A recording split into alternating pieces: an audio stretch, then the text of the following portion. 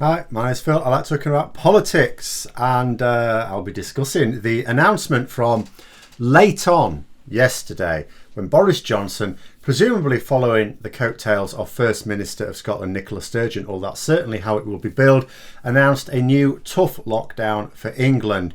But first, if you'd like to be notified of daily news and politics, please subscribe to the channel and click the bell notification icon. So, before I go through the political football match of this latest lockdown, really need to point out two things.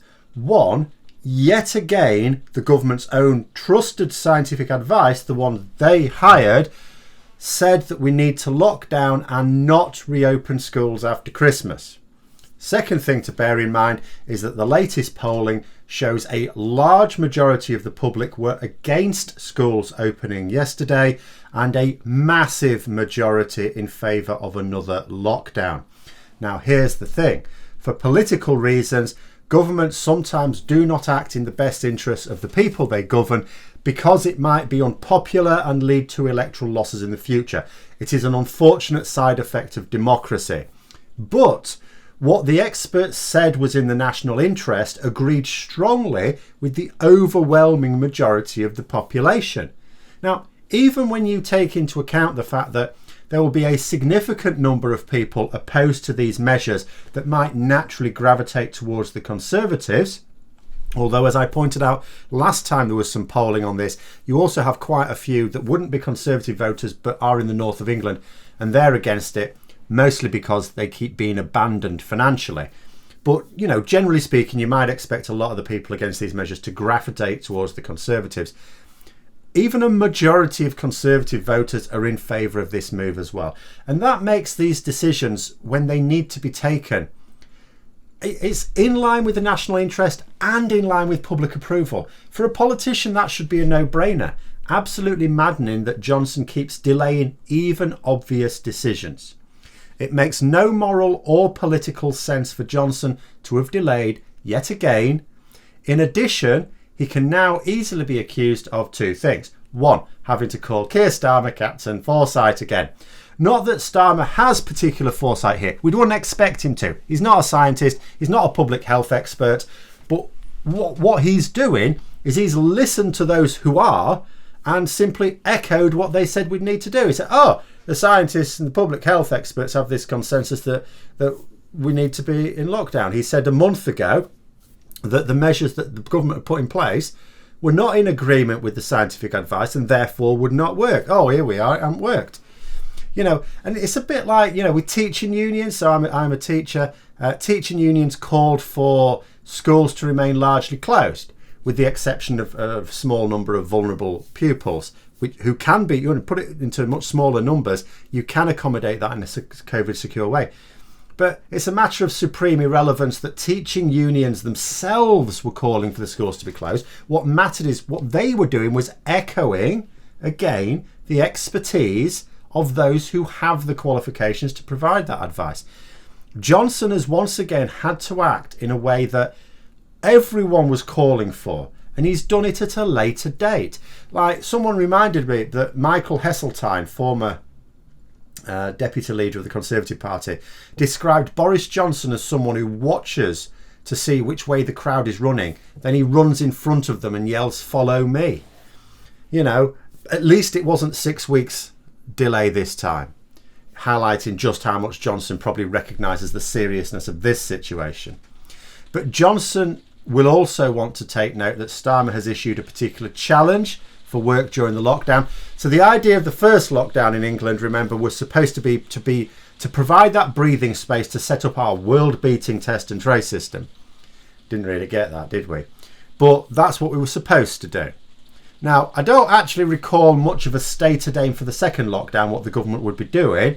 The aim of the second lockdown, as far as I could tell, was to create a downturn in infection rates, which it did, so that people could kill their granny at Christmas instead of November. But Starmer suggests that the third lockdown should be used to get people vaccinated because, well, everyone knows how lockdowns work now. They reduce the rate of infection, sure, but as soon as you come out of them, if you haven't done anything, then they just go back up again. And Johnson has indeed suggested that that is the case. The top 4 priority groups are to be vaccinated by mid-February, Although if you looked at the language he was using, it was very hopeful. He was suggesting we're going to need quite a lot of luck. Second problem for Johnson is he's not just following the lead of, say, the leader of the opposition and others in England or in Westminster, but the head of government in Scotland. Once again, the SNP are showing that they have a level of competence or public regard, doesn't matter which one you think it is, that far, it could be both, that far outstrips the party in charge of the UK government. And if you look at it in general, like Northern Ireland, Wales, England and Scotland are all taking this action on the same day, but Scotland said it first. You know, they announced it first. Boris Johnson waited till 8 p.m. And I still find it utterly unfathomable how genuine One Nation Tories are allowing Boris Johnson to not only sink their credibility throughout the UK in general, but in Scotland, especially where there is a genuine threat of separation in the foreseeable future. I mean, some problems can be put off and dealt with in time. Okay, COVID isn't one of them. Scotland isn't one of them. Once the UK breaks up, that's it. It's broken. It ain't coming back again.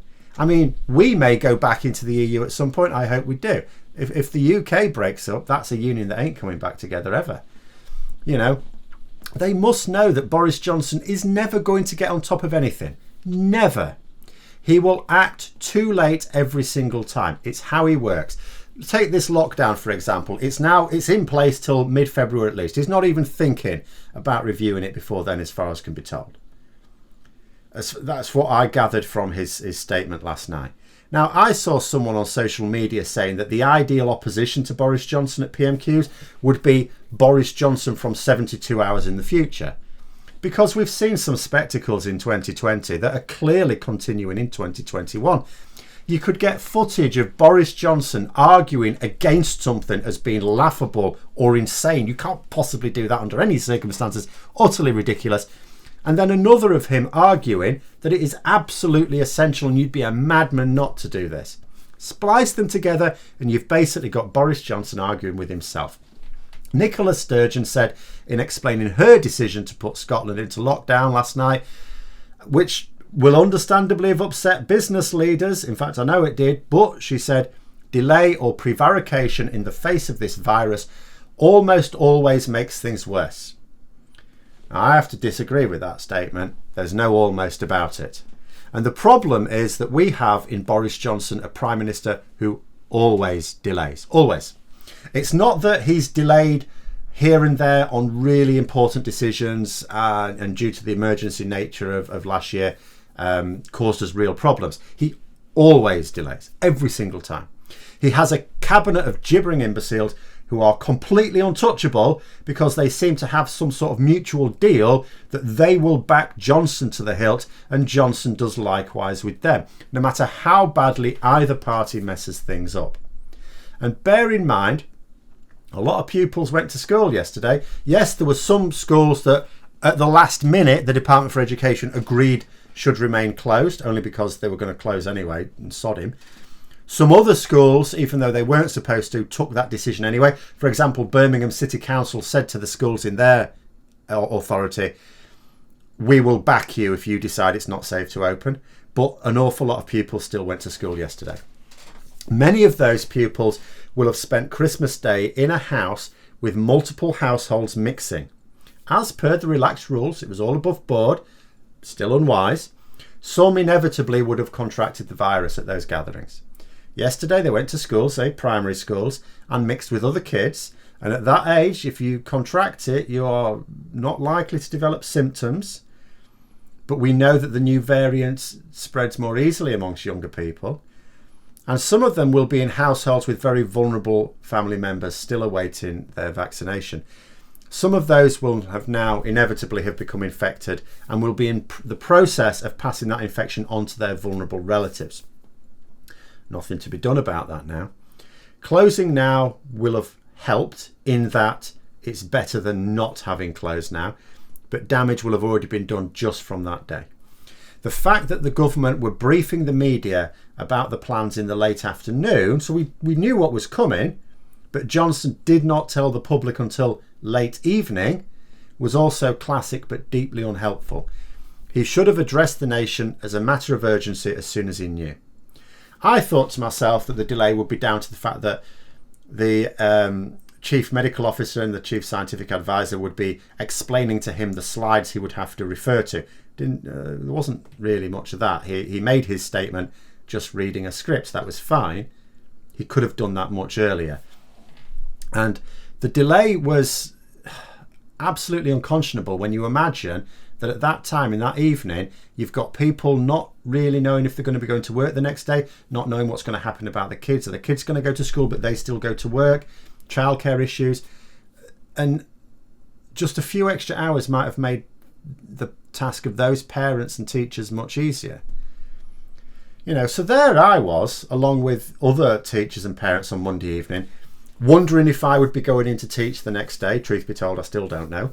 It doesn't really matter. I think I am still going in because there may be some vulnerable kids there. And I where I am in a college, so I knew there were not going to be any students in anyway. So for me, the planning this week, it didn't really matter. But it does at least now mean that I can plan properly for the next few weeks, because I had no idea what was going to be happening the following week. Teaching in a college is, I would say, not as bad as in a school at the best of times, but right now it is at least a lot better. I do feel, particularly for my colleagues in primary schools. And on a final point, it is worth bearing in mind that on Sunday, Boris Johnson said there was no doubt in his mind, those are his words, there was no doubt in his mind that schools were safe. The next day he closed them down as being unsafe. But those are my thoughts. Let me know yours in the comments below. Hope you found the video interesting. If you did, don't forget to click the like button. If you'd like to support the channel further, please also click the Patreon link for details. Until next time, I'll see you later.